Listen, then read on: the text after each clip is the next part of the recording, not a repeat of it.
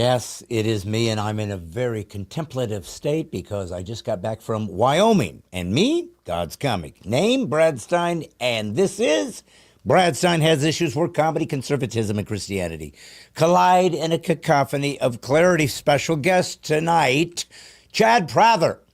Comedian, social commentator, conservative guy, fellow funny man. He is on, and he's got his own podcast, his own career, and many of you might be familiar with him.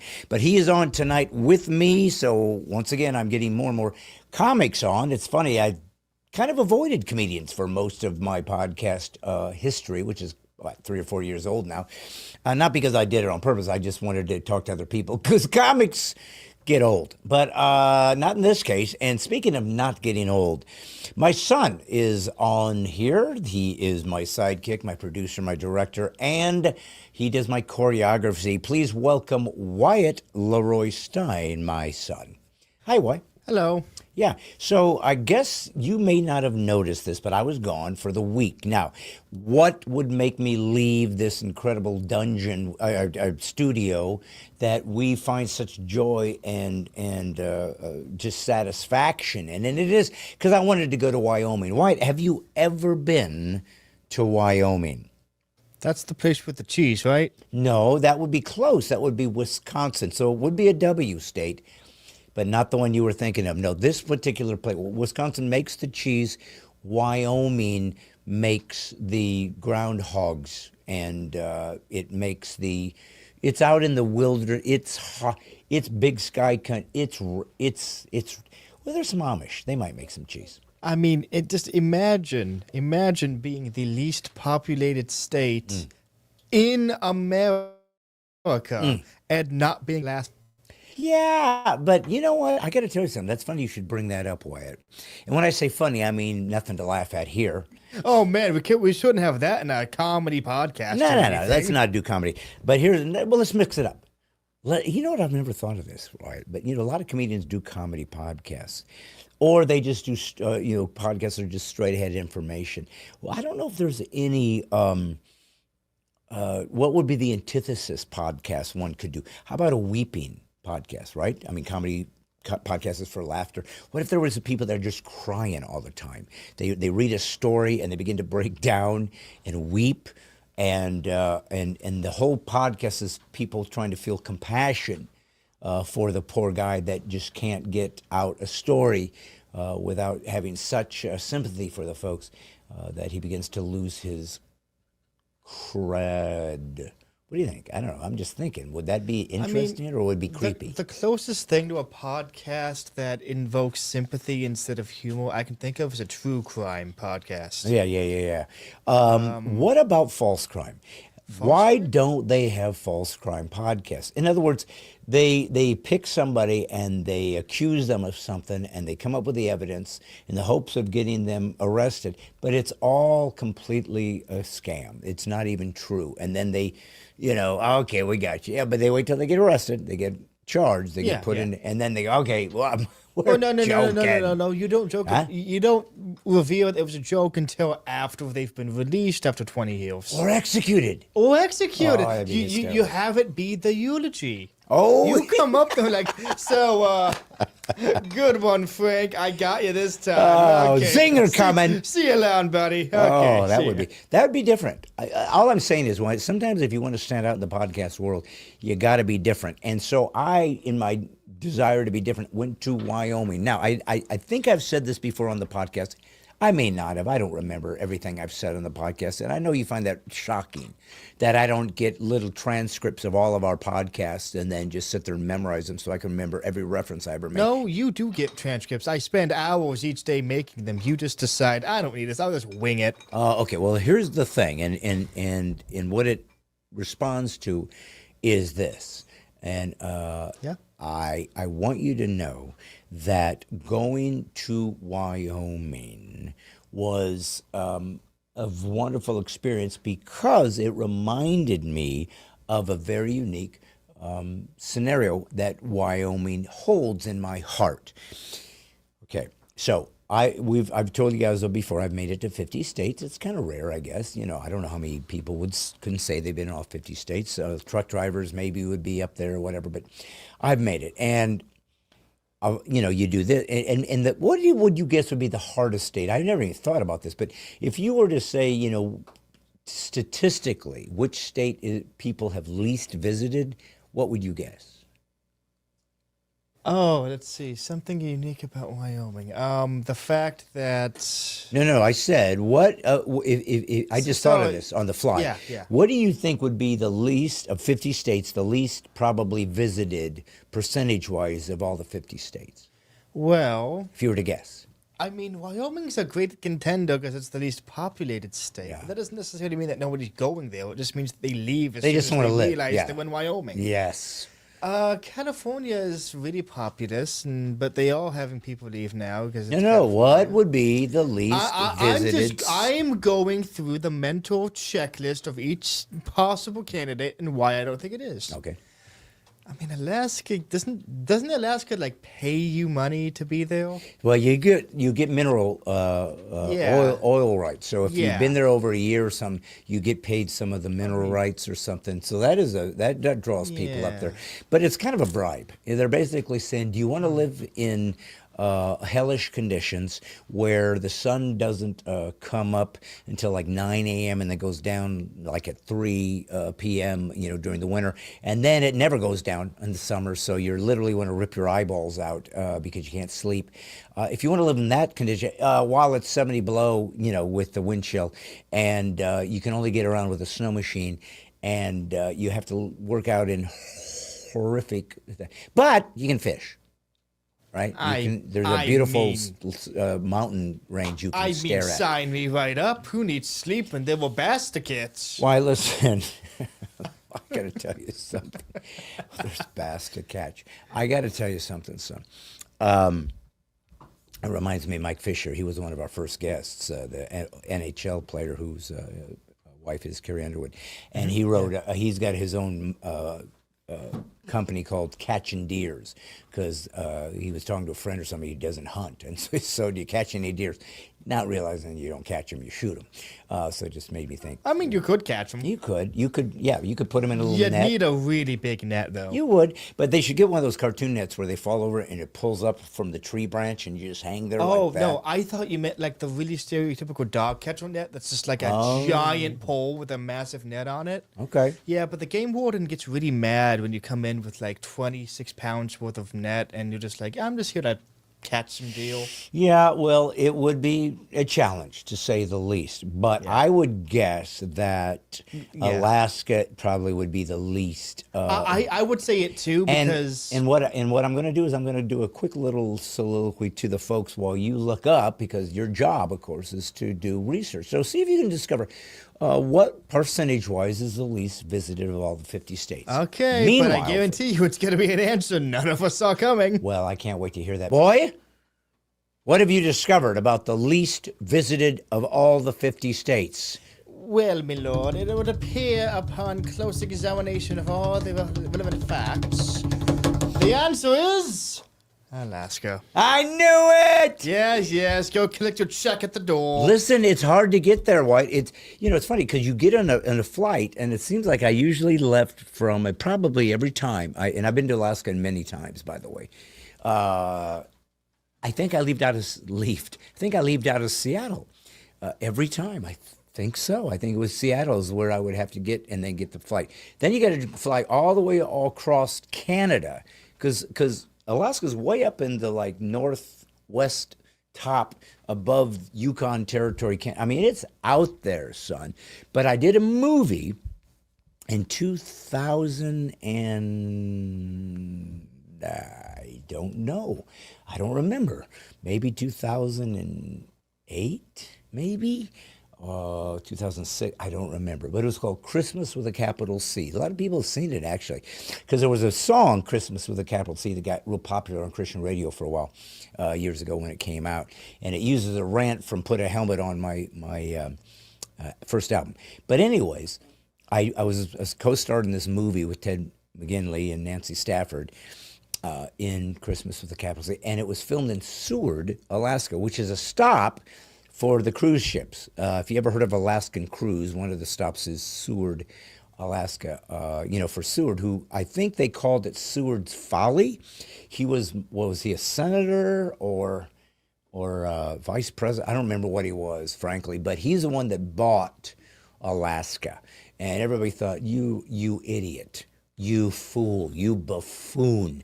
Don't you know it's probably going to be the least visited of all the states? What do you think this is, Wyoming? Come to find out, it had tons of amazing oil and other things. And I think we got it from Russia, of all places. So that just shows you how, as we sit here today and taping, that the Ukraine and Russia are trying to figure out how to quit killing each other. And the United States is trying to broker that deal. Apparently, there was a time when we just bought crap from them. So actually, I believe it was the Crimean War that caused Alaska to go away from Russia. Oh. And it was because I believe Britain won the war. And because Britain owned Canada at the time, or ruled them. Yeah, they're still aren't they still a territory or something? I don't know. Who knows? But the who's main, paying attention to Canada anymore? the They've main- gone sideways. The main. Look at Danny Herring. She's stuck. She doesn't even show up anymore. Yes, it's a real shame, but maybe she'll find refuge in Alaska. Maybe she's catching bass.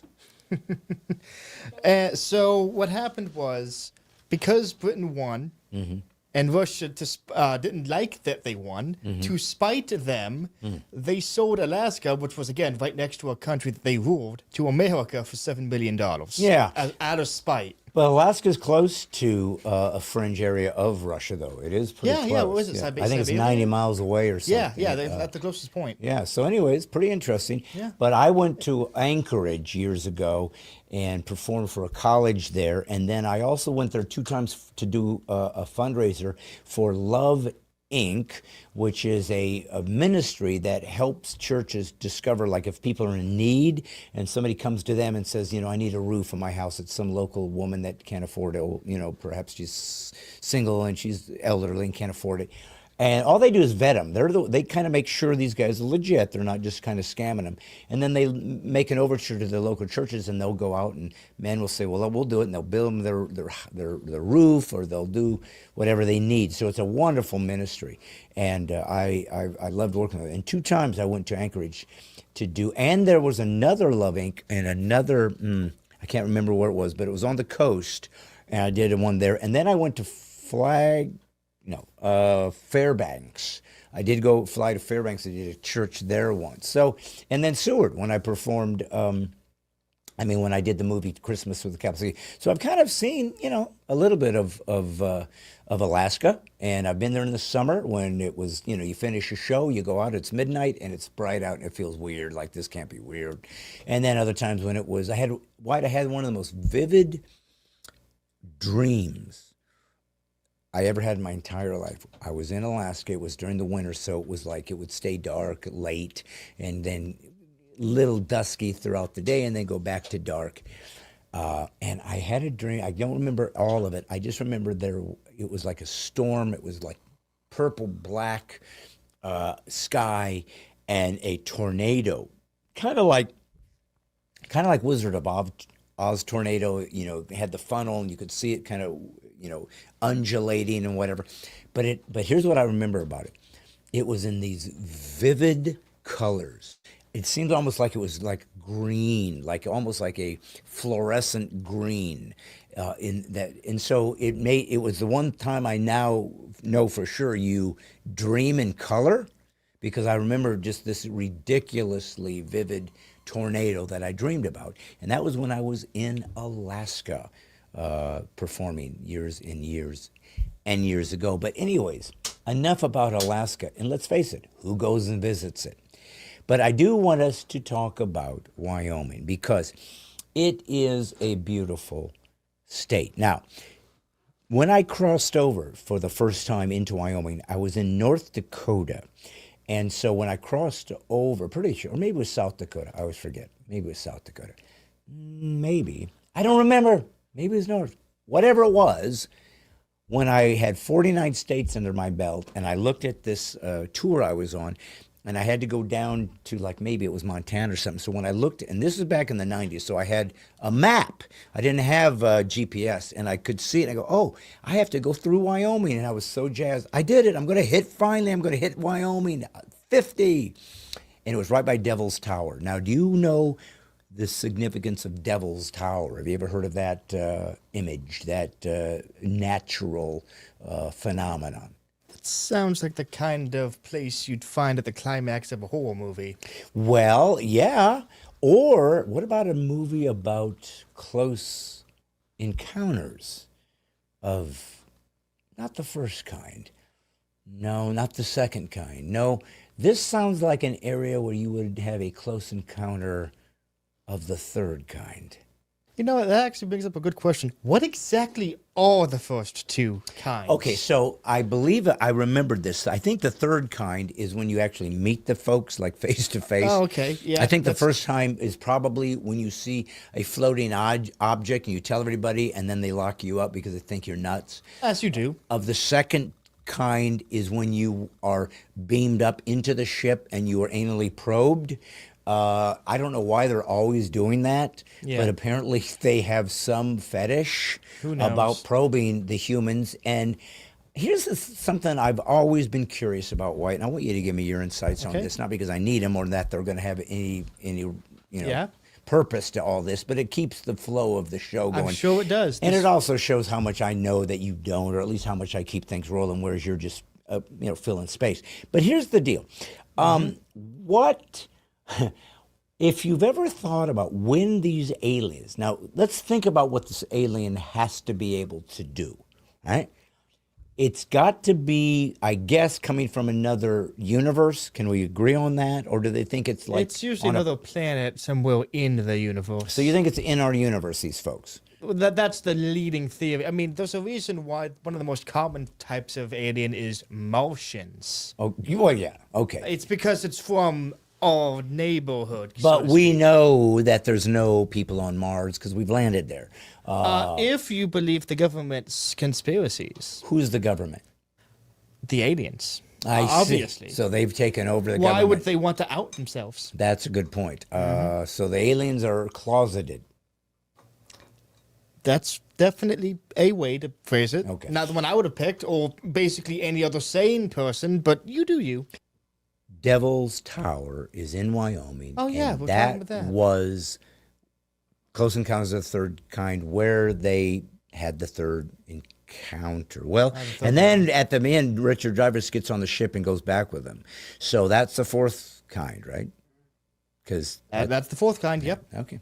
Well, anyways, it was all in a movie many, many years ago, and the woman, one of the, I think, was it her? Or no, that was a different one. Okay, I was thinking of somebody else. Because I told you that the woman from E.T. that played the mom, I was in a movie, and they filmed it in her home in California, and her daughter was in the film with me in a scene, and she played my granddaughter. So, again, 7 steps from, Abraham Lincoln, or whatever it's called. That thing where you see how close you can get to connecting to somebody. 7 steps to Kevin Bacon or something. Anyways, nevertheless, son, we have quite the show for people today. I don't know if you enjoy it when I have comics on. We're going to be interviewing another comic that people know of here shortly, maybe in the next 2 weeks. But do you find the comics any more exhilarating than any of the other guests we have, son? Do you think it's just one is just as good as another, or what do you think? I feel like the comics are the ones that you have the best repartee with, just because you're both in similar fields. Okay. But I wouldn't necessarily say they're the best guests in terms of overall content they provide. Ah, so you're saying that comics are idiots? No, I'm saying that the comics. They lack... No, I'm not saying comics are idiots. I'm saying the comics that have appeared on guests on this show of idiots. That narrows it down substantially. That's what I'm talking about, son. That's what I'm talking about. Now, that's a comic would laugh at that because we love I don't know if you know this. I probably have told you this before.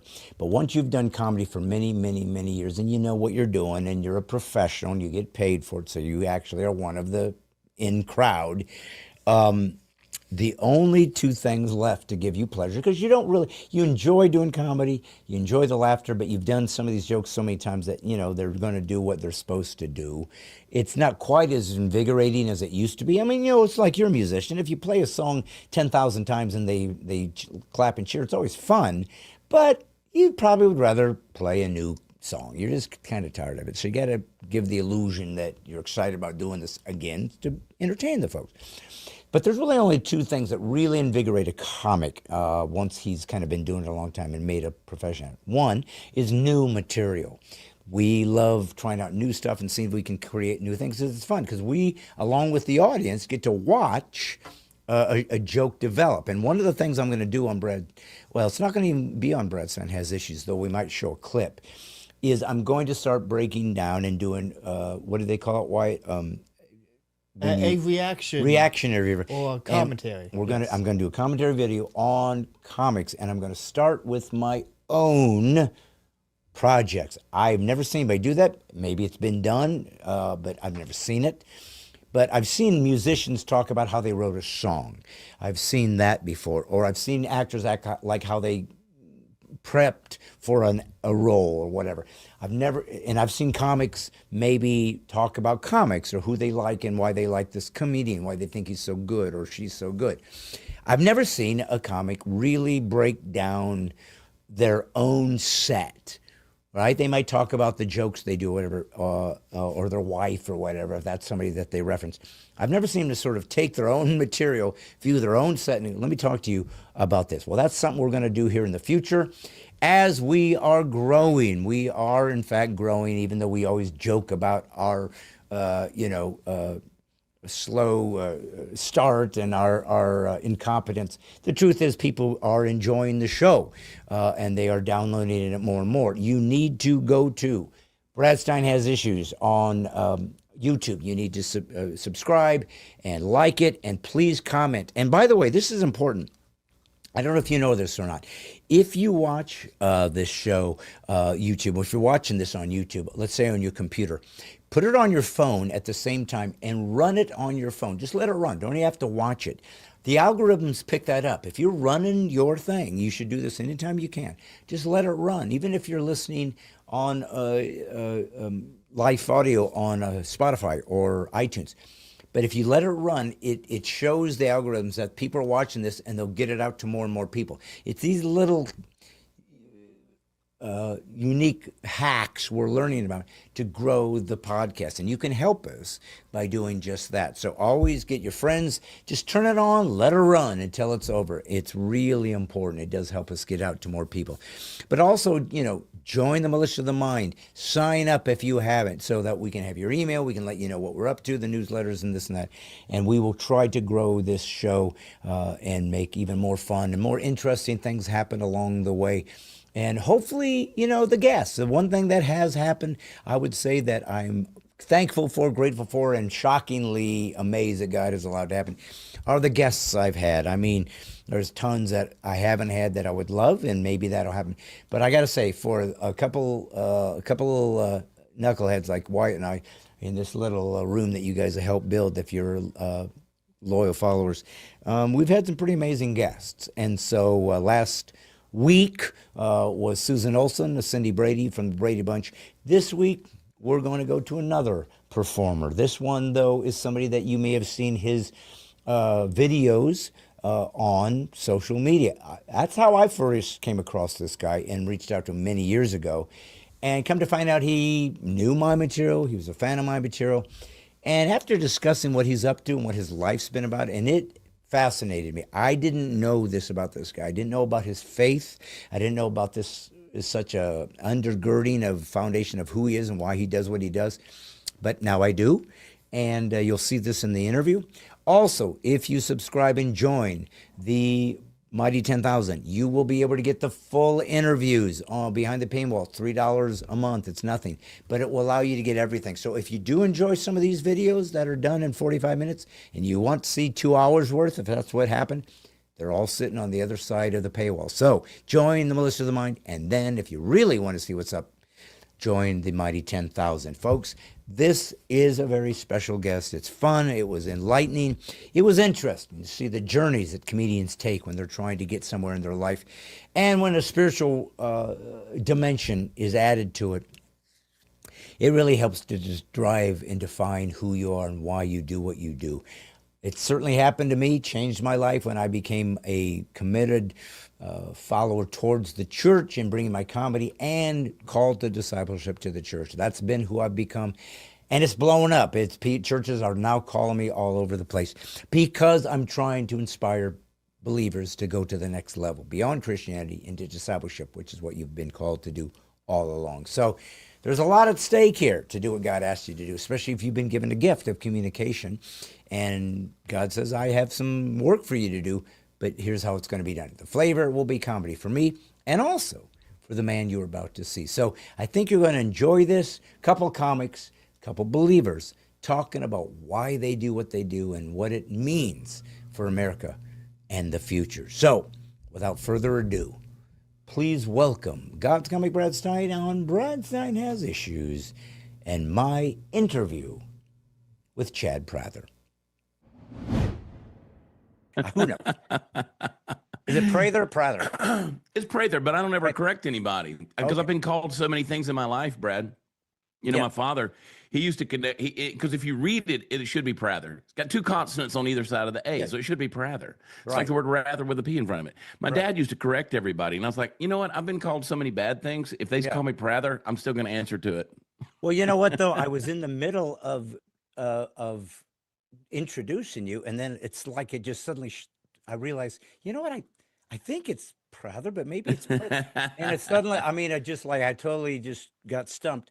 But you know, it's kind of like my name. Last name is Stein, Stine. I can promise you, in my entire life, I don't think anyone has ever spelled my name properly. If they say, "What's your name?" Stein. Oh, Stein. No, Stine. Yeah. Oh, Stien. No, Stine. Oh, Steine. No. I mean, they literally, it's like it's unfathomable Yeah. that it could be Stine. So I say it's like fine wine. It's a weird spelling, but it sounds the way it actually should sound. I'm not Jewish. I'm German, and that's not even that's not even the German spelling. But well, it's good to talk to you, Chad. Seriously, I love what you do out there. I got to say, you know, years ago when I guess the social media thing really began to take off, and obviously I watched that happen in real time. I'm an older guy. I'm a baby boomer, so I've watched. You know, I used to try to go to gigs with a map. You know. There Yeah. was no GPS. And if I got lost, I had to find a phone booth on the side of, you know, at a gas station, hope I had a coin so I could make a call and try to figure out where I was. So there was no cell phone. So I mean, I'm old enough to sound like, you know, I'm from like the frontier. But I've watched so much happen in our country, in life, in the Western culture, in history, and of course, it's happened quite probably faster in the last technology 50 years than ever in history, I guess, because of computers and stuff. But I remember stumbling upon some of your older original I don't even know what you would call them, like rants or whatever. But Yeah. you were out there in your pickup truck. I'd never seen that.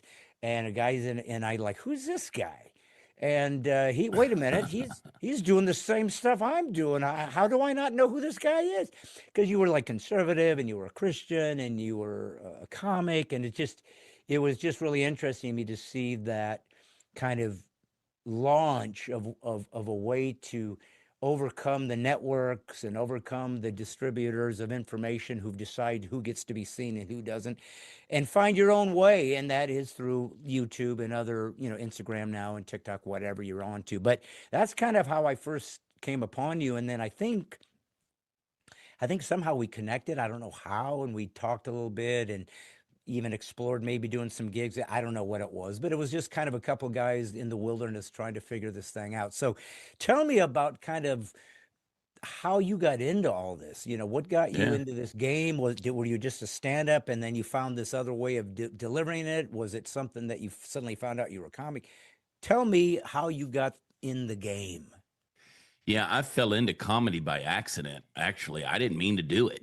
I social media came along. I jumped on it in about 2007. So I'm 52 now, and I jumped on it in 2007. And I always thought of social media as being this big sociological experiment. You could see how people reacted to one another, what pushed their buttons, what made them push the buttons, what got the attention of people, what made them laugh, what made them spend their money, all of this. And so it's fascinating to me. And so I did my career, the part of my career that's comedy, I did it exactly opposite from what most comics do. So most guys, as you know, they start in a club, maybe open mic or something, and then they might move to a theater. They build a little audience, then they get on social media, or and then they end up maybe doing TV. So I was the exact opposite. I was doing radio and TV. I had a TV show on cable. And while I was doing that, I was looking at social media. This was around 2014. I said, you could treat Facebook and YouTube like you own your own TV network, and you could put entertaining content on there, and let's see if that works. And so the easiest thing for me to do was on a lunch break, or if I was at the studio, is I just go sit in my truck where I could control the lighting, parking in the shade. Nobody was going to bother me. Now they might think I was crazy sitting there talking to myself by myself. But, I just put the camera on the dashboard of the truck and started talking to it. And I said, nobody wants to hear a talking head for any length of time. So maybe let's just do 60 seconds. And so the shtick became, how fast can I get these words out and make a point and do it sort of like a Will Rogers type of humorist, observational humor, and then let them have it, just give them bite-sized chunks of real life. And I had no idea that millions of people were going to start watching that stuff, but they did. So I did it exactly opposite. I was doing TV, then I grew big social media. And because I had a built-in audience, I started doing really big theaters because I had a comedian friend of mine who said to me in 2015, he said, you should do comedy. I said, well, I don't think of myself as a comic. And he goes, man, who cares if they're buying tickets? So the thing blew up, but I honored the craft of comedy. And I said, okay, if I'm going to get on stage in front of people, I'm not gonna wing it. And I'm also not going to be the, hey, look at me, I'm the social media guy. Because I've often said that when you get introduced as an internet sensation, that's just a 21st century way of saying you're unemployed but popular. So I said, I want to honor the craft of comedy. And so, that was 10 years. I've been on the road doing the thing for the last 10 years, which is still pretty new. I mean, a lot of guys, it takes them 20 years to become an overnight success. And so, a lot of guys have been doing it 20 years and still feel like they're just finding their comedy voice. So I've only been, I've been doing on stage, I've been doing for 10 years. I've stayed actively busy, but it's a wild success story. And that can only happen in the 21st century. In that it's like the heavens parted. And I always like to remind people, Brad, that whenever for me, and I think you and I connected about 2017. So we've been a minute. Texting and talking. And I've always admired you and your comedy and your brand and who you are and your message more than anything, and the priorities that you've kept. You're a guy that's always made me laugh, and I love your work. And so I've looked at guys like you as sort of a North Star a little bit that says, how do you do what you do without losing your direction and losing your priorities and losing who you are as a Christian, as a believer, as a patriot, as somebody that is a person of convictions. I haven't always lived up to that. I've had my moments where I've struggled with identity a little bit and gotten out there. But I often say this, that if you want to hear my story, or at least my success story, you've got to be comfortable with the vocabulary of the divine. Because when I was 42 years old, I quit everything else I was doing, and I just said, I said, I'm going to go make a living just being myself. And I said, I don't know what that looks like, but I'm going to make a living just being myself. And I had somebody close to me that said, but what's the street value on your personality? And I said, well, we're about to find out. So it set me on this decade-long adventure that we're still in, trying to figure out, what do we do? It's taken me to Hollywood. It's put me in front of every studio executive out there, which I don't know if that's anything you want to brag about, but we've pitched sitcoms. We've been represented in LA. We've done a lot of things that by the world standards, you look at it and they're like, wow, that's been quite the adventure and the success story. I've been, at the White House numerous times. I've been with the president numerous times in multiple places. And so you can't take a guy out of the woods of Georgia. I'm in Texas. I'm a Texan, but I grew up in Georgia down in the woods. And I often say we were so country that I got a cousin that got arrested for selling chicken salad sandwiches at a cockfight because she didn't have a food permit. I mean, that's how country we were. And so you take a guy who grew up down in the woods playing with the snakes and the dogs, and the life that I have now for just running his mouth ultimately in the cab of his truck. It's been quite amazing. You really can't describe that unless you use the terminology of God's blessings. Well, and I think authenticity is what people most respond to in any kind of Hmm. performance art. They just want to feel like it's real and it's legit. That's why it's kind of it seems interesting that so much of the social media power um, that is given to a lot of young kids too, who really, frankly, don't know how to handle this thing. Hmm. They're not mature. They're not really civil. They don't seem to have any kind of sense of decorum or boundaries for culture.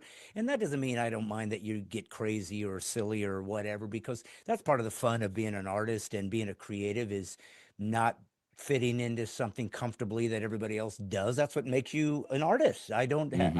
I found my own way of doing this thing, and I'm not going to be beholden to cultural constraints. But by the same token, I don't think anarchy is is a positive way to present art. And you see some of these kids that go into like a Walmart and they play these pranks on people. It's not funny. It's just Right. like hooligans, and it's like, come on, man, this ain't cool. You're people just trying to live their lives. So I find that this idea of, frankly, I've always said that we don't have a problem with systemic racism. We have a problem with systemic narcissism, in that people are beginning to worship themselves and living by this idea of self worship. Think about this, Chet. I mean, I'm older than you, but we're closer in age to a certain degree. But when you and I were growing up, there were no cell phones, there was no digital film, right? People had to take pictures and then you had to have them developed. Remember, that Mm. was how it worked. Well, if you remember growing up, I'm guessing, if not your parents or at least your grandparents, they didn't want to get their pictures taken. That was one of the classic. No, I don't want in it. No, no, don't get me. I don't want it. It was this weird thing about I don't want to be part of this eternal product that always sticks me in this moment where I have my curlers in my hair and I'm sitting in the living room, and that's stuck forever. Nowadays, people literally take pictures of themselves, hundreds, and post them like, now I'm this. No, I mean, it's like, it's kind of weird. It's like this. What do you do? Where did we become so self-absorbed that we only even post our own material of our own headshots or doing a pouty face or whatever? So, I mean, what is your thoughts as a social commentator, as an American Christian comic? I mean, what do you see when you look at America now? What do you see about the West? What bothers you? What do you think is something we need to rein back in and find a little bit more balance, perhaps? Just give me your thoughts of the lay of the land right now in America. Well, I've often said over the years, we don't have self esteem problems. People don't. People are fallen. They worship at the unholy trinity of me, myself, and I. That's sort of the throne room. And they're all about self preservation and lifting themselves up. People don't have an esteem problem. They esteem themselves very highly. I think people have a self worth problem. And that's what they're hunting for. And they're trying to find their worth in the clicks and the likes and the follows. So now you have social media influencing as a career path, which doesn't make sense to me. I never set out with the intention of doing that, and I think fame is a false reality. I don't think people are created to be famous. I just don't.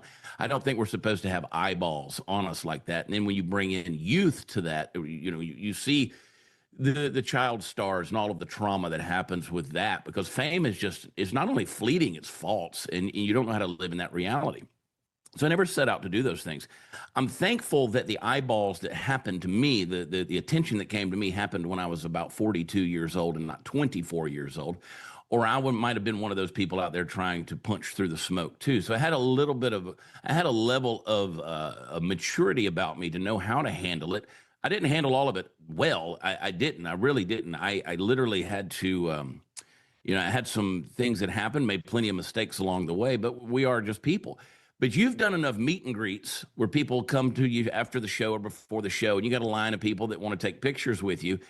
And you'll have these ladies that'll stand next to you, and whoever's taking the picture with their cell phone, these ladies, they not only want to take a picture with you, they have a side. Women have like a side, like this is my side. I've got to do the picture from this angle, and make sure you hold the phone higher. They don't like it the way the young people hold the phone lower. You want to see yourself like Jesus does from above. That's the angle, so you look like you have one chin. And so they're very specific about this thing because we live in a vanity laden culture where everything is online and the internet is forever. And so you have to learn how to function if you're going to function at all. And I'm truly envious of these people that I know who said, I don't have social media. I don't do it, which is amazing to me in this day and age, 2025, that you can exist without that ecosystem of vanity, but that's what it is.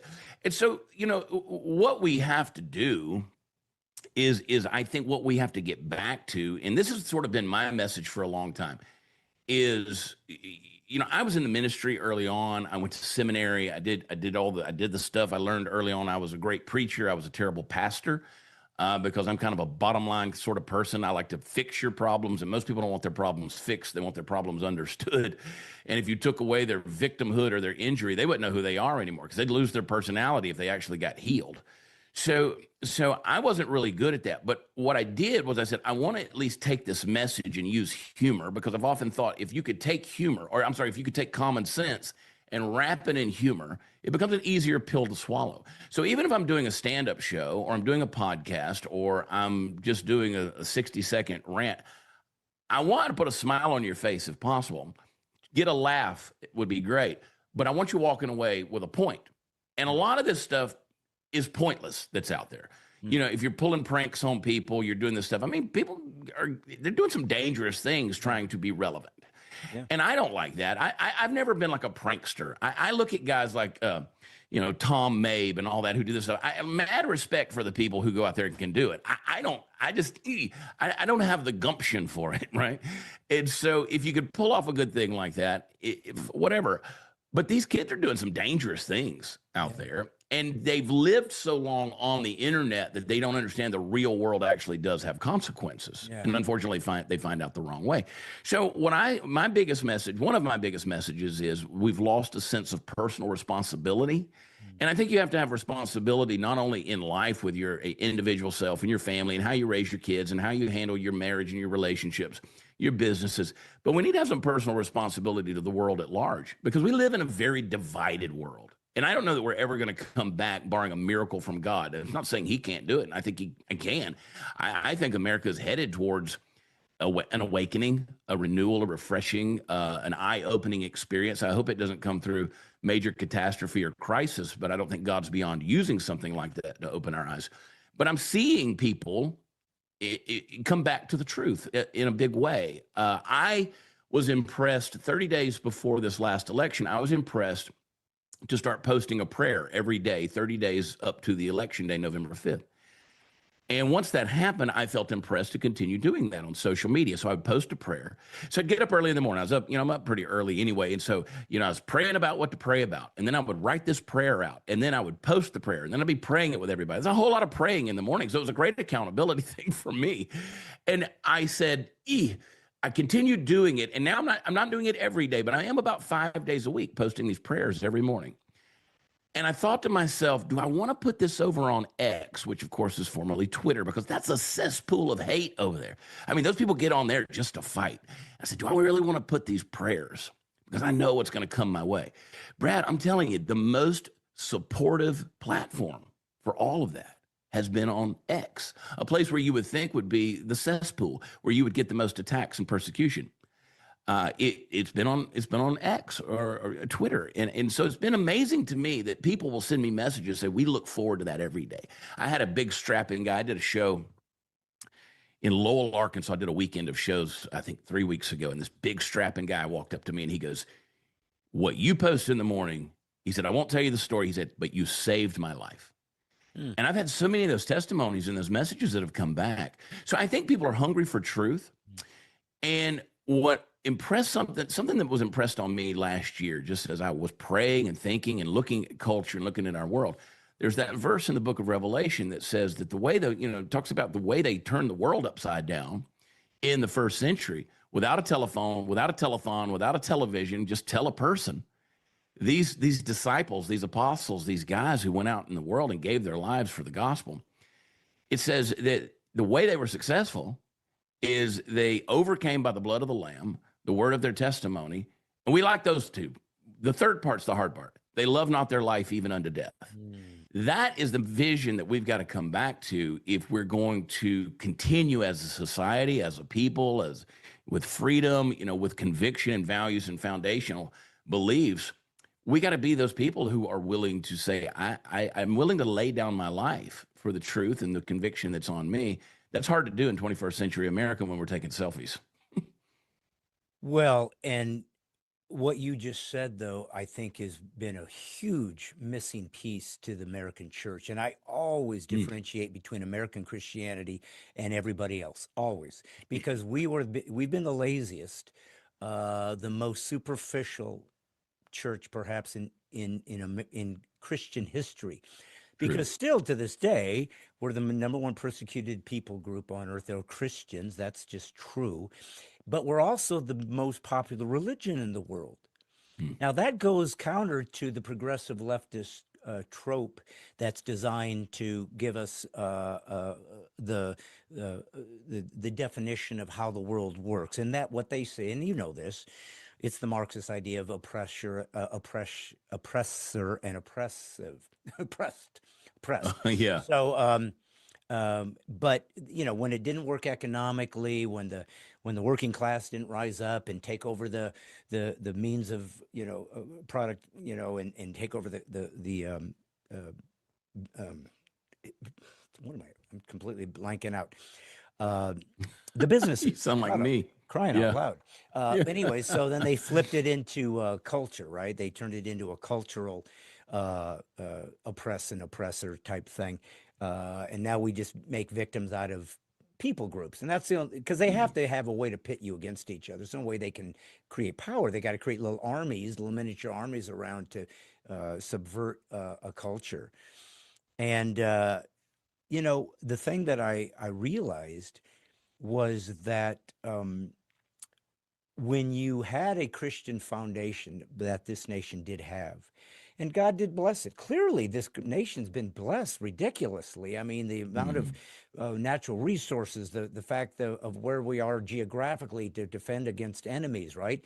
And the two northern southern borders are people that we get along with, so we don't normally consider we're going to be attacked by Canada, So, and then of course you got the Pacific and the Atlantic. So God kind of strategically gave us very gifted, blessed status historically as nations go.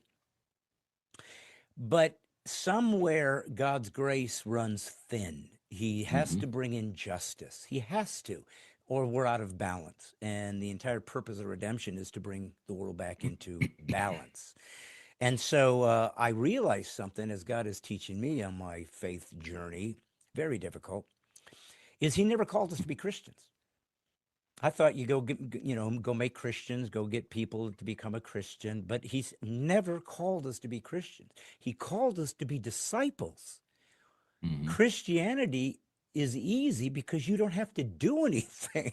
Jesus has to live perfectly. Jesus has to perform miraculous to prove He's not a cult, but in fact isn't circumvents nature. Jesus has to go to the cross. Jesus has to die and redeem us. Jesus has to suffer even though He's innocent. Jesus has to come back from the dead. Jesus has to make Himself available to those of us who don't deserve it. And then we simply say, I accept. Well, that's not hard. I didn't have to do anything. But then He says, okay, now count the cost. Because, yeah, it's free to get in, but it is really hard to keep going. Because now I expect a disciple, and that's discipline. Now you are dead. Now you are a slave. Now you are crucified. Now you have to pick up your own cross. Now you have to love your enemy, pray for those who despitefully use you. It's so counterintuitive to natural man that it's either foolish or it's trying to live supernaturally naturally. Yeah. And it's a way to show people that there is this, that it has real weight, that this changes humanity in the way that they act against their instincts as to what they would rather do, like fight your enemy, not love them, not pray for them. I want to destroy them. Islam destroys their enemy. They'll give them permission, which sounds makes more sense to me. You want to get some, you want to get men to jump in. That's the one that would get men to jump in. You get to blow up your enemies. And God says, no, I'm going to ask you to do something even more powerful. You're going to bend a knee, but you're going to do it willingly with your own volition, because men will bend a knee to two people, a king and a father. Mm. And he's both. Yeah. So I think what you said is very true. I've been praying for a third great awakening for a long time. I've been talking about it on my podcast, and that we need that pulpit speaking truth with vigor. Here's what it means sexually. Here's what the sexual morality is. Here's what the family is. Here's what marriage is. Here's what is expected of you. Here's what it means to be the best of citizens. And so, if the pastors aren't doing it, then we don't have that true north. We don't have that compass that's supposed to be infiltrated into culture to give us our true north and let us know what we're supposed to do. And then we take it into the marketplace. So I really appreciate your perspective, because it truly is what God has been calling me to do in the last number of years. Yeah. But all that does is just define that I'm on the right track. Because if God gives you some insight or wisdom that nobody else has, you're a cult. unless it is confirmed by others, which he said he'll do, you probably have to suspect. You're not going to get special revelation nobody else gets. He will show, oh, I'm also doing this with this guy and this guy. So you guys know you're hearing what I'm up to right now. So tell me about how your faith is inculcated into your show. I got to be honest, I don't know that I've seen a lot of your stand up. I've just seen, I could get a vibe from your rants. But Yeah. how does your faith, or does it incorporate itself into your live events, or is that something you do later? No, I do it. When you're learning and honing a craft or a set, or, working on your hour or whatever it may be, I go back to the point I made. I try to make sure that there's something to hang your hat on. Like when you walk away, you can say, that was funny, but it made sense. Like that gave me something to think about. So I want to give people that. I think a guy, obviously from a different worldview, but a guy like George Carlin did a good job of that, right? He did it in his way. But when you walked away, people are still in geopolitics or in cultural politics or in society. They still quote George Carlin. We look at how big the government's gotten, and we go back to his bit about there's a big club and you ain't in it, right? Yeah. So he made that point. He did that. And how do you take storytelling? Because Jesus was the greatest storyteller. And the Bible is written by storytellers, people who had to pass on through oral tradition the stories of their fathers and their genealogies. So how do you become a good storyteller? What is because I think there's something divine in stories. Jesus is the greatest story. So I try to consider all of those things when I take on the responsibility of communicating, using words and language. Language is so important, and they try to control our language, and they try to control the words, because if you can control the language and the meaning of words, then you can control the culture. So, I got tattoos on my body. I got all kind of, that kind of tell a story. These are all that become sort of personal altars for me of different times God's done things in my life. And so, I went through that period of time where I was inked up, right? So I got a tattoo right here that's John 1:1 in the Koine Greek. In the beginning was the Word. And people said, why is that? Why did you put that on your body? And I said, because to me, the Word is the most important thing. Words are important because that's how I take a thought in my mind and I translate it into this thing that you can understand with your mind, and we can communicate, and my thoughts get into your head, and now we can dialogue and discuss. So by and large, I think comedy has to be that, and I think that we've lost that ability to discuss and debate and dialogue, which is something our founding fathers wanted, by the way. And they were able to do it and disagree and still come back together because they had a common bond in a thing called the Constitution or the Declaration of Independence, or their own fight for survival in that fight for independence. But I've often said, Brad, that the two places where free speech should be exercised the most, and also the two places where you should walk in the door expecting to be a little offended and stretched, is one, the church house, and two, the comedy house. And nobody wants to be offended anymore because nobody wants that mirror turned on themselves. Isn't it amazing that people want to filter themselves and take the selfies we were talking about, but nobody wants a true mirror turned on them? The best comedy is the one that mocks and ridicules and actually shows you your own human nature, and you go, yep, that's me. So I don't care if you're gay, straight, black, white, male, female, fat, skinny, identifies he, him, she, her, they, them, she, him. I don't know what you are, but I'm going to make fun of you because I'm going to spend 80% of the time making fun of me. And we're going to learn to laugh together. Now, also, you go into the church. You know, the church, and yeah, I can go for an hour talking about the American church. I've been a part of it. I've been hurt by it. I've called it out. I've been called out by it.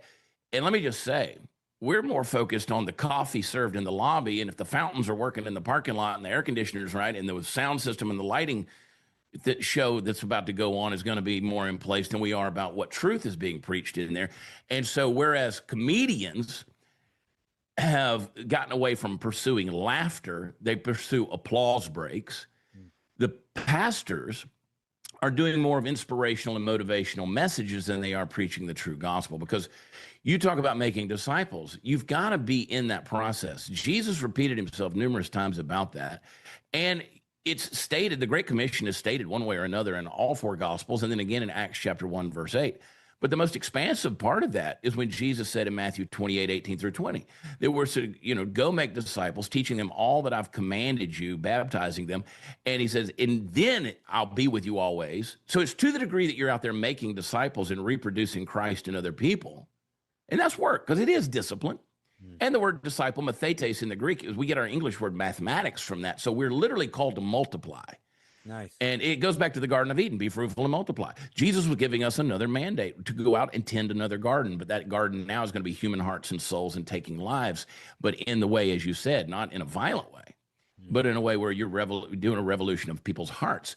And so to the degree that we're out there making those disciples, those disciplined disciples who are going to go out and multiply and reproduce themselves, it's to that degree that Jesus said, lo, I'll be with you always to the end of the age. Of course, he was talking about the Holy Spirit. We don't need empowerment as believers if we're not doing the work. So why would he empower people who aren't doing the commission, who aren't doing the role that he's called us to do? We're not involved in the task. So you don't need to plug in the tools. Yeah. And that's where the American church is. We literally just saw arguably 20 million illegals cross our border in the last 4 years. We talk about going to the ends of the earth, which is what the command was in Acts 1:8. You'll be my witnesses, my martyria, which is martyr. You're going to be my dead men on furlough. I'm going to send you to Jerusalem, Judea, Samaria, the uttermost parts of the earth. And so we just had the uttermost parts of the earth come to us, and we weren't ready. We weren't ready for that. Our churches were anemic. They didn't have the ability to. We had 100. There were each year for the last 4 years. We had about 165 nations represented in the border encounter. That's literally from all over the world. Yeah. And we shouldn't have had that going on. We had an anemic border because we had an anemic president and administration. It's been bad, but we weren't ready for the world coming to us, because it's almost like God said, "Go to the world." And we didn't do it. So he brought the world to us, and we weren't ready. And so we spent more time arguing online about the policy and bureaucracy issues than we did about the fact that the lost have been brought to us. And very few churches were ready for that. And that's something that convicted me. I spent a large portion of my 20s in Africa. I was in Nigeria. I went all the way to West Africa to meet a white girl from Alabama. We had 4 children together. You're talking about finding a needle in a haystack. So I've seen the world. I've seen the ends of the earth. I've been to many, many third world countries over the years, and I've seen horrible pain, horrible tragedy. I've seen the plight of humanity. But I'll tell you one thing that I took away from all of my travels over the years is that people are people. And man's inhumanity to man is prevalent. I mean, it's universal. Redneck is everywhere. Every country, every culture has its own version of a duct tape solution to something. but all people are lost, and people are thirsty and they're hungry and they're looking for truth, whether they know it or not. Because to your point, we are the most persecuted, but we're also the fastest growing. There's more that's happening in the Middle East in terms of the growth of Christianity, true kingdom Christianity, than people will ever know about. God's revealing himself in dreams to people, to people in Muslim nations. He's revealing himself powerfully in a lot of these places where we're not worried about the Starbucks coffee in the lobby, because it's a life or death. It's an eternally life or death situation, and they know they've got to find the truth. If they don't have it, then there's nothing left. And so the American church, it's scary when you think about it, because you said it, there's got to be justice. God can't deny himself. No. So I pray every day for mercy and grace. You know, our founding fathers, they didn't mention God in the federal Constitution, the U.S. Constitution. They didn't mention that, because if you read the states' constitutions, they were very much in God dialogue. I mean, they were talking about God, the providential hand of God. And so the states' rights were more important than the federal rights. That's what our founding fathers wanted it to be that way. We've kind of flipped the script on that and turned that upside down. But they said, hey, the states have already talked about God in their constitutions. Now let's talk about how we're going to put this conglomerate of states together, this federation of states, and bring them together. Our founding fathers, the revisionist history is so gross with the way that they've told the stories of our founding fathers and tried to hide the providential hand of God. But just like I said with my career, you can't define America. You can't describe the success of America, to your point, without using the vocabulary of the divine. I'm thankful for that. I pray for mercy and grace, not only for my own life every day, but for this country. Because that's one thing that God says he doesn't run out of, is mercy. He says it's from everlasting to everlasting. The condition is you got to ask for it. You got to humble yourself and ask for it, and he'll give it to you. You know, James says that God gives grace to the humble, but he resists the proud. That's a military term. When you lift yourself up in pride, he marshals the forces of heaven against you to bring you back down. So he says, but if you'll humble yourself, I'll give you grace. That is very different from mercy. Grace is, my definition of it, is not unmerited favor. I think it's very merited. You have to humble yourself to get it. And grace is the power of God to do what he's called you to do. So to the degree that you can humble yourself and ask for mercy and grace, then that powerful hand that can bring you down low can also get under you. He said, and then I'll lift you up in due season. So that's what I'm praying for our country these days. And I think it's coming. I really do believe there's a renewal or an awakening coming, and it's going to be an undeniable move of God. And often people talk about, they call it a revival. I don't like that word. It's an Old Testament word. I think New Testament Christianity in discipleship, as described in Matthew 28, when you do the task properly and you follow the pattern, what we call revival is called natural, normal, spirit-filled, empowered Christianity. And we have no clue what that is in this country. No, that's for sure. Well, folks, I got to be honest with you. I did not expect the spiritual depth that Chad Prather, Prather, Proteus, you know, if it's a Roman name, but that he was delivering. So this has been shockingly refreshing. Well, I think what you have seen in Chad, my friend Chad, which normally is something you would expect from Yale, Chad from Yale, but in fact, he's a redneck. And a cowboy and a Georgian and a Texan now. And once you go Texas, you can't go back. But listen, incredibly insightful wisdom, perspective. And I'm being very honest. I kind of didn't know that part of you, the depth of your spiritual acumen, but it's so crucial. And I got to tell you, this is one of the things I battled in my career, Chad, was what happened to me was I was just a stand-up comic trying to be funny. It's hard. It's a hard job. It's very difficult to be a stand-up comedy. It might be one of the most difficult performance arts because there's nowhere to hide. I tell this to people, you know, and I'm sure you've met a lot of very well-known, successful performers, musicians or actors or whatever. And I'm sure you've heard this experience. To a man, they might be brilliant in their bio and what they've accomplished and everything, but they'll look at you and go, how do you do stand-up comedy? They just think it's beyond their even imagination that somebody could attempt it, let alone do it well. I don't know what it is about that is so mind-boggling to other artists, and especially Chad, because I find that we tend to diminish our own gifts Hmm. and always lift up everybody else's. Like, well, yeah, but you're a concert pianist. I mean, that's amazing. All I do is tell jokes, but you, well, they're mean like saying, no, I just play the piano, but you, and what I've realized, Chad, is that when God says He gives you a gift, I think we use that sort of as a colloquialism for a skill set, perhaps, or just you know, I don't know, something that you're really good at in a craft. But I really believe gift means gift. In other words, I didn't deserve it. I was just given this thing. I don't know why I can do comedy because to me, I'm Right. like, who can't? I mean, just be fun. I don't know because I don't know any way else. I don't know how else to think. It's how my mind can process the world that it observes and then try to regurgitate it back to people in a funny way. But what happened to me was that I started seeing all these performers um, put down America Mm. and use the capitalistic system and the freedom of access and to demean and degrade and to malign the very nation that made them filthy rich. And let's face it, brother, I don't know if there's any profession that is more overpaid and more unneeded than an actor. That's Seriously, true. if True. we stopped movies and films tomorrow, the world would be fine. We'd keep Hmm. going. We'd still invent things. We'd still live a life because all acting and so forth is storytelling. And as you said earlier, the original storytelling was the wise men orating the history of the tribe, so that the new men could see what they're fighting for, and what they believe, and who they are, and they need to know where they come from. And I think that's what the left wants to destroy in America is making where we came from shameful and somehow Mm.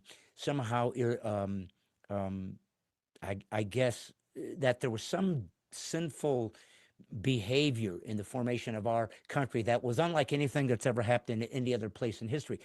And so, what I wanted to ask you is, and you'd be a perfect person to ask this because you and I are kind of similar in our approach as to what we believe and how we present that in our comedy. So, talk to me about the idea of Christian nationalism. So, I hear that as a sort of a phrase that's used whenever they want to censor or shut up a Christian or even someone who loves his country.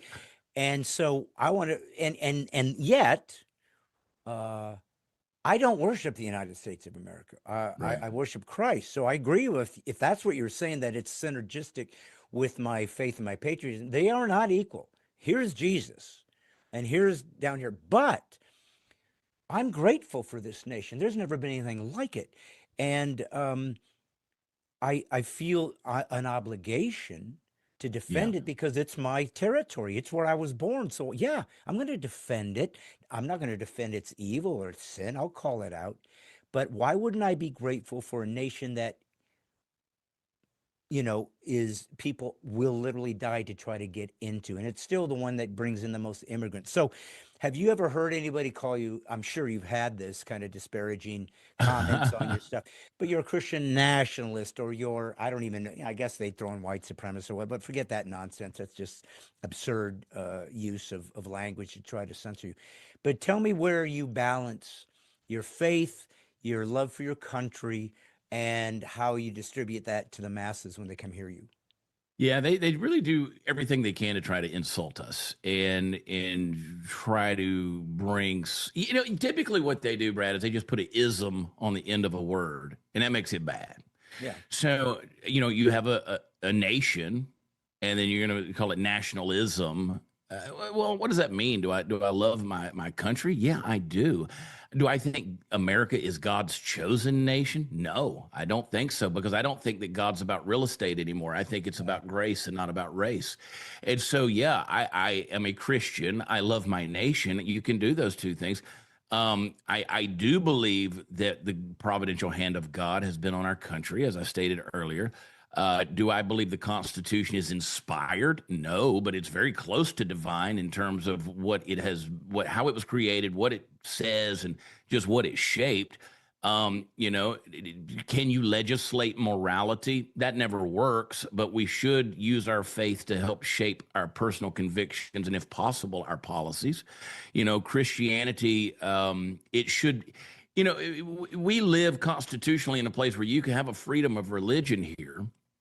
And you know, so should Christianity dominate the public square? Well, it should if I'm the Christian. Like if I'm the one controlling the conversation, then people should know where I stand on that. If that makes me evil for speaking about my convictions and manifesting in the real world what my faith says, then yeah, I should do that in the public square because that's my witness.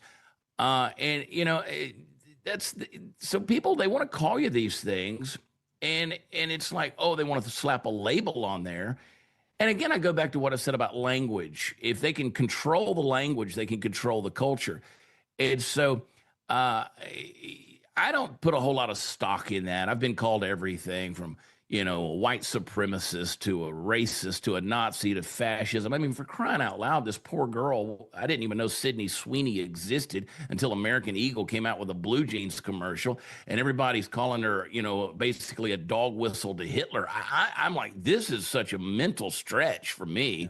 The girl made a blue jeans commercial. I mean, it's in the tradition of Brooke Shields, for crying out loud.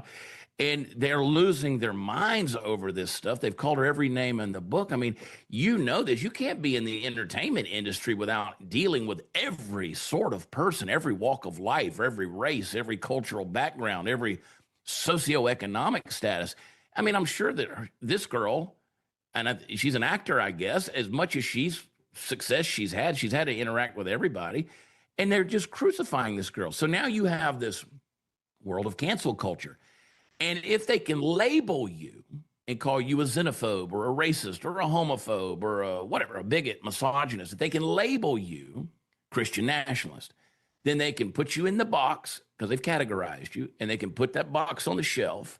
And now we don't deal with Brad Stein because Brad Stein is a fill in the blank, whatever the label is. Yeah. We don't deal with him. His opinion doesn't matter anymore. Right. We already know what he's going to say. So now you've destroyed dialogue. Yeah. You've destroyed the discussion, the debate, the disagreement, which is what our founding fathers wanted us to do.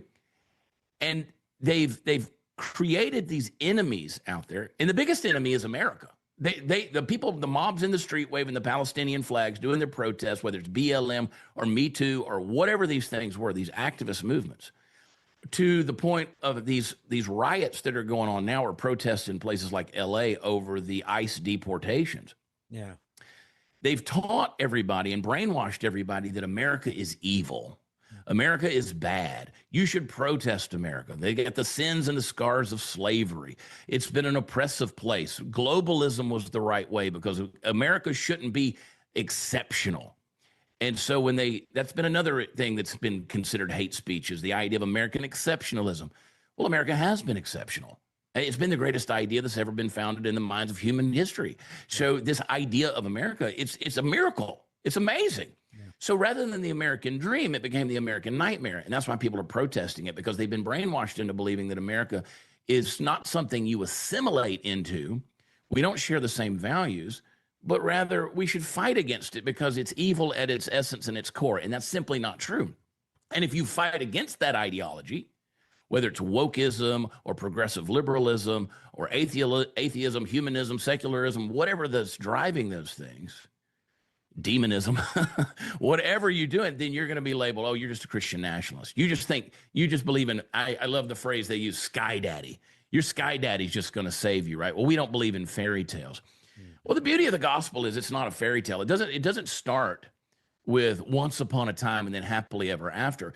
It starts with bloodshed. It starts with sacrifice. It starts with fallenness and reclaiming that, and the process of regeneration and transformation and sanctification, where people go through some really hard things, and a father who loves you enough to discipline you and crucify you along with his begotten son, who who he loves so much that he gave so that you could have eternal life, a quality of life, not just a quantity of life. And so it's about sacrifice, it's about self-denial, it's about picking up a cross, an instrument of execution, and carrying it with you every day, because it's a reminder that you're dead to yourself.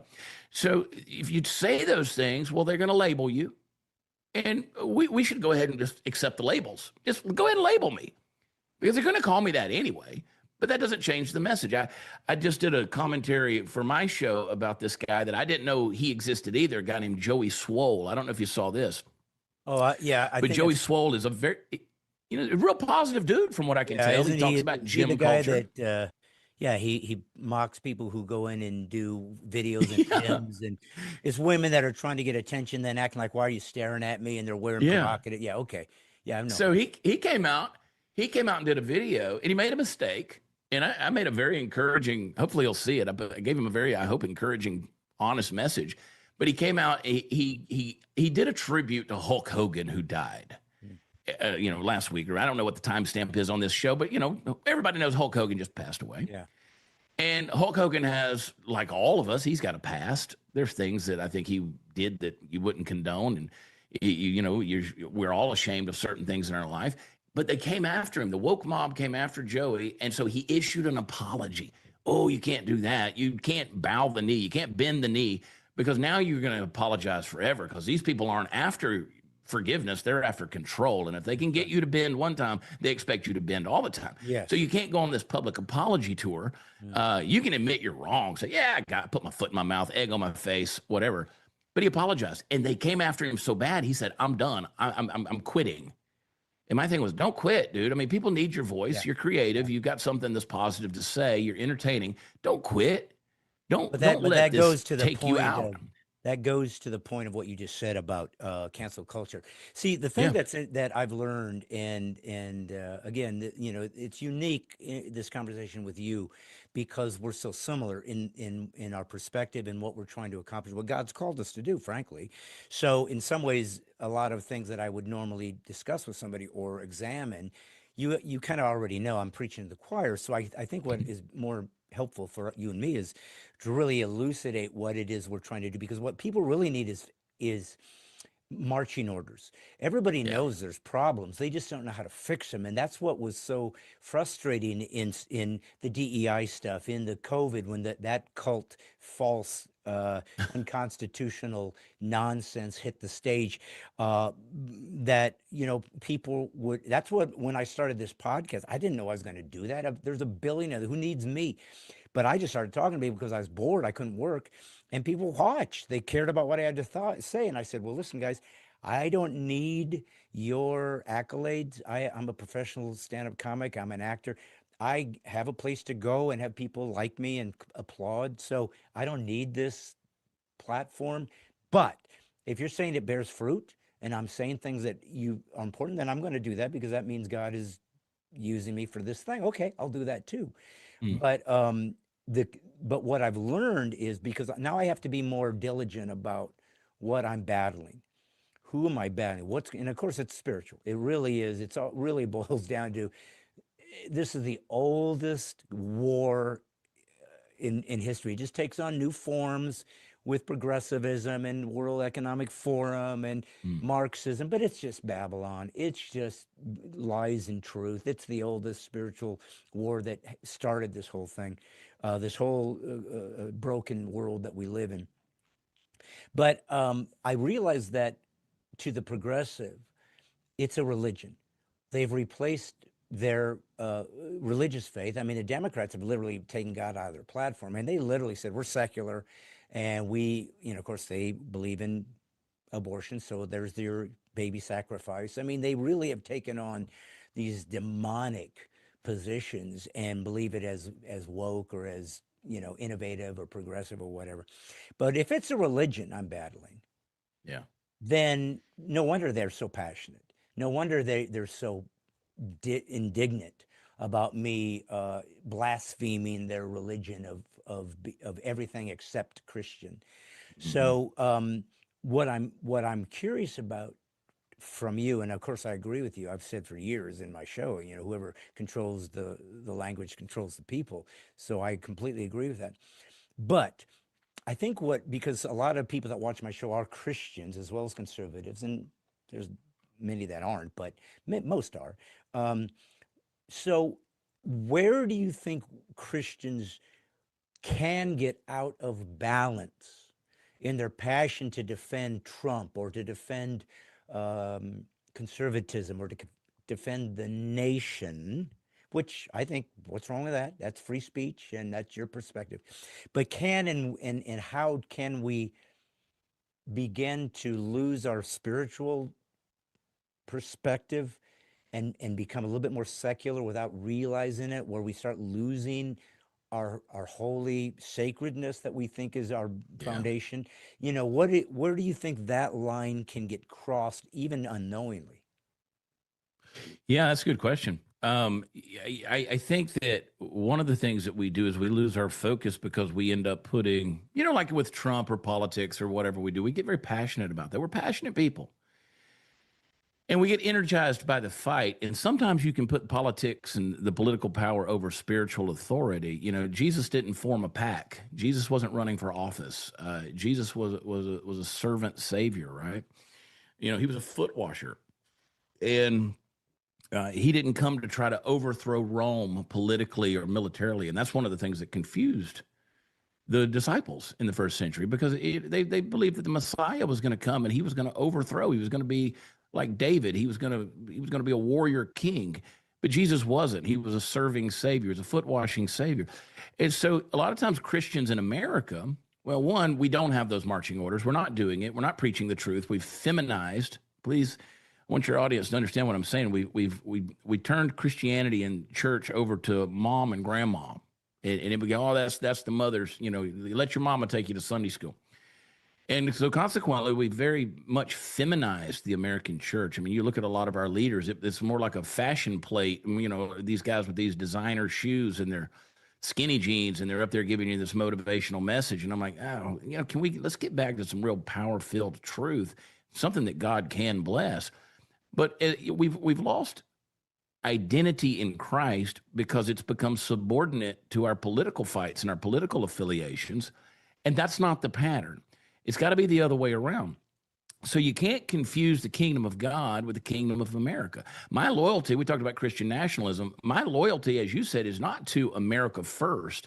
My loyalty is to the kingdom of God, because that kingdom, that domain of the king, that place where God does it his way, that's the place where it works. And that's why the writer of Hebrews says, the things that can be shaken, everything's going to be shaken except that which cannot be shaken, which is the kingdom of God. That's what I want to be holding on to. I want to be holding on to God's way of doing things. And so we have gotten to a point where we demonize the other side. That's not God's way of doing things. He says, bless those that persecute you, bless and do not curse. Vengeance is mine, I will repay. And so we get online every day. We're looking for a fight. We're seeing how we can come back with somebody. And I'll raise my hand. I'm guilty of that sometimes a lot. I love to stir the pot. But then what we do, and the left is real good at this, is we dehumanize one another. Mm. And once you do that, now you are getting into some historically slippery and dangerous ground on that, because you can't cherry pick righteousness, and you can't. I mean, even if a person voted for Hillary Clinton, I can mock you and make fun of your craziness for doing such a thing, but you still are a person created in God's image. God still created you with a heart that needs to be saved and needs to hear truth. And so now what we've done is we have fear-driven engagement, and rather than love-driven engagement. And so we get passionate about defending Trump or defending the big, beautiful bill or defending, whatever tweet comes out. And we're more focused on that than we are about sharing the gospel, the death, burial, resurrection, the victorious, message of Jesus Christ. So now you have evangelism, which is taking a back seat to activism. Mm. And so that, to me, is where I think we've gotten out of balance. And we should be the conscience to culture. And unfortunately, we've become a mascot.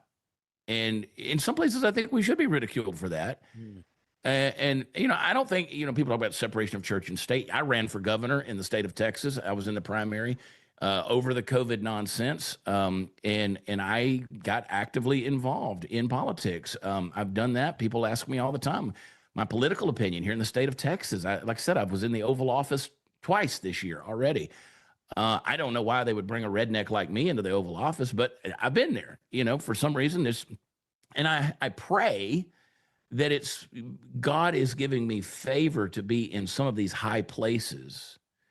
And those are, man, they're dark places, Brad. They're dark places. I've learned, man, you go into those places, you better be prayed up, because there's some, you talk about demonic spiritual stuff going on. Yeah. But God gives you the opportunity to be relevant enough to go into some of these high places, and for whatever it is, whatever seed of truth. Like I'll be at Westchester, New York. I'll be at the Trump golf course for an event next week with Laura Trump. You know, when you're there, I'm trying to remind myself that these are just people. These are fallen people, just like me. And we are all in need of a savior. We're all in need of truth. We're all in need of love and redemption. And so no matter who it is, can we leave at least that little kernel, that seed of truth and faith wherever we go? And then let's see what God waters and grows and chooses to bear fruit with. Yeah. But yeah, I think we've lost that. Well, you know, and it is. I want to say there's a nuance to it, but maybe not. I don't know. Maybe it's aggressive, but there's nothing wrong with defending your position Sure. aggressively or with robust vigor. I mean, you know, so people, I think, you know, in some respects, Trump was so reviled by the press, and he was so mercilessly attacked beyond the pale. It didn't make any sense. It's like just print what he does and says. He'll stick his foot in it. You know, he'll give you plenty of ammunition to disparage him if you choose, but don't lie. Just here's what he said, here's what he didn't said, here's the results of his policy, just give us information so we can try to assess. And of course that's gone. That's long gone. There is no news. It's all propaganda. I don't care which side. And there's no real protector in DC. They've all abandoned us. I've said this 100 times. You know, I would prefer to fight a Democrat because they said to me what they believe. I'm going to fight to kill babies. I'm going to fight to mutilate the genitals of children. I'm going to fight to make marriage irrelevant. I'm going to fight to open the borders so that you cannot defend your sovereignty. I'm going to fight to and become a blatant racist against white people and tell myself I'm virtuous because of it. I'm going to do those things. And I'm like, fine. At least you had the courage to tell me who you are, because I can fight that guy. I know your principles. I know mine. I know what's at stake. But the Republicans did something more devious. Hey, you got a guy that's breaching the Constitution. Don't worry. Vote us in at midterms, and we will check and balance, because that's the purpose of our Constitution, is to check and balance. And don't worry, we will represent you. Well, they don't. It's a lie. So it's like, you know what? That makes you worse than a demon. It makes you Judas. Because the demon, you know exactly what you're getting. He's already condemned. He's not ashamed to say, I'm here to kill, steal, and destroy. But Judas kisses you and puts his arm around you and said, let's go fight. And that, to me, is the deepest level of hell, is the coward.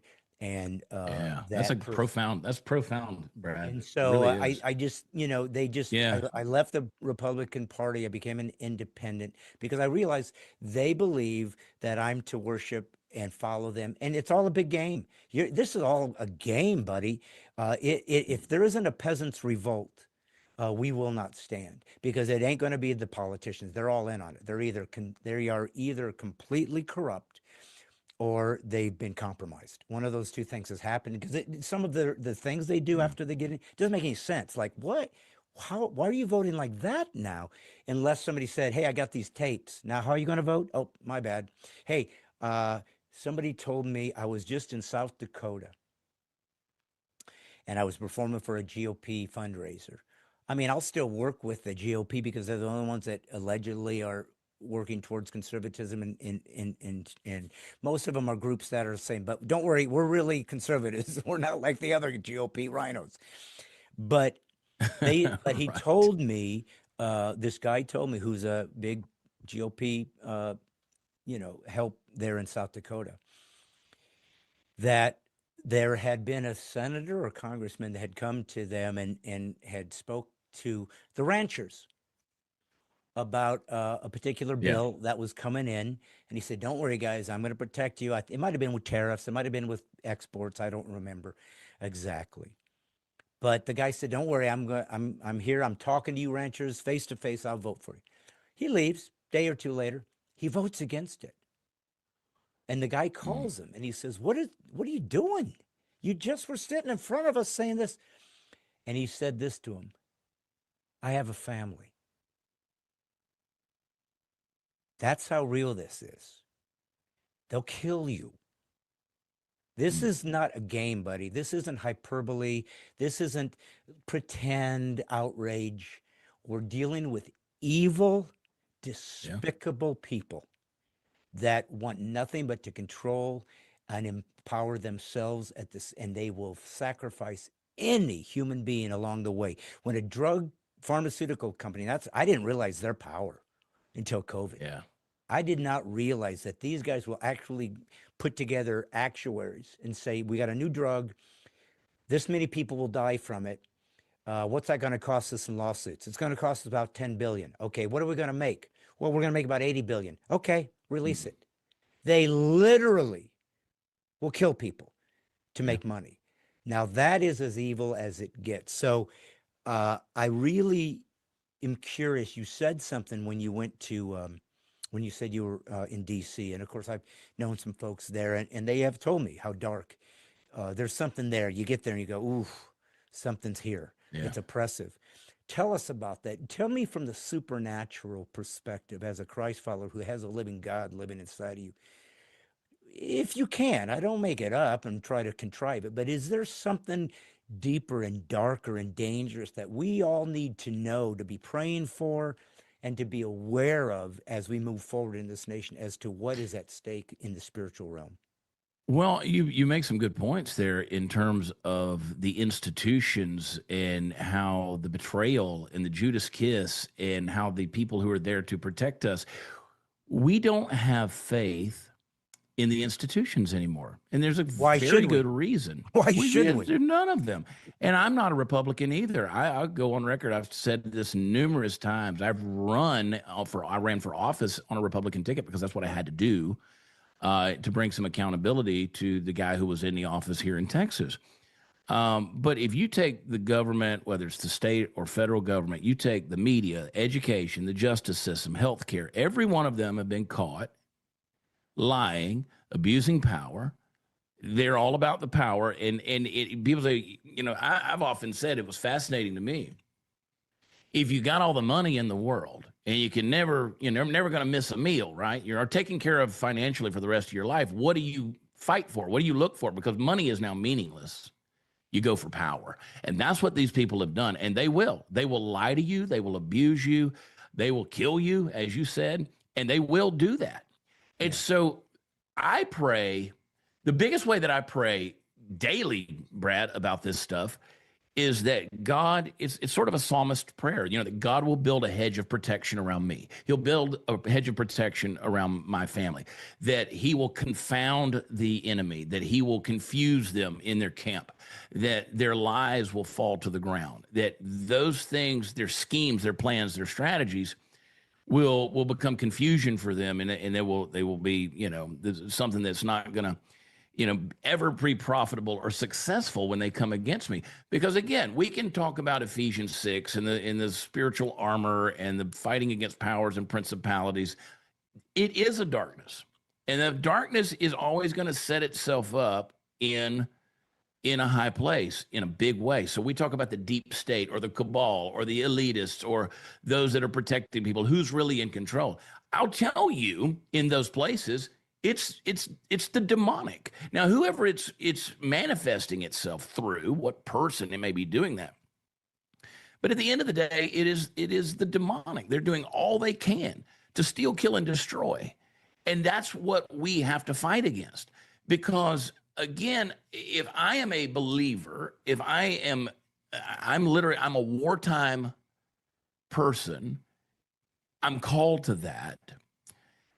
I'm in a fight, and I better take this seriously. So I was in DC back in February, and I was one of the guys that Pam Bondi walked in the room and handed this Epstein binder to. That got, this now infamous binder that says nothing. There's nothing. I mean, there's stuff in it, but it's stuff we already had. Yeah. And they made it seem like they were going to tell us some things, that they were going to finally give some transparency and truth.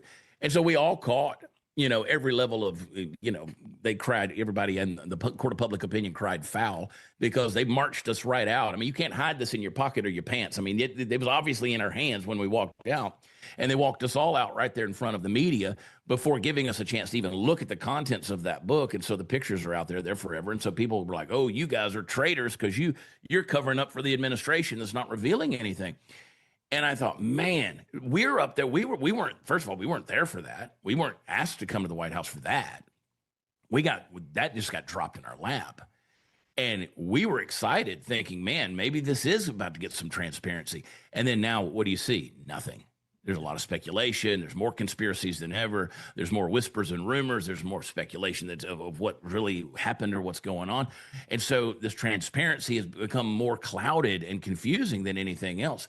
And so I saw firsthand, I was like, this battle that's there, if they can take out the voices, if they can take out the truth tellers, the people who speak with conviction, the people who aren't sold to the system, if they can eliminate those voices, man, they really do get a leg up in terms of succeeding in this battle.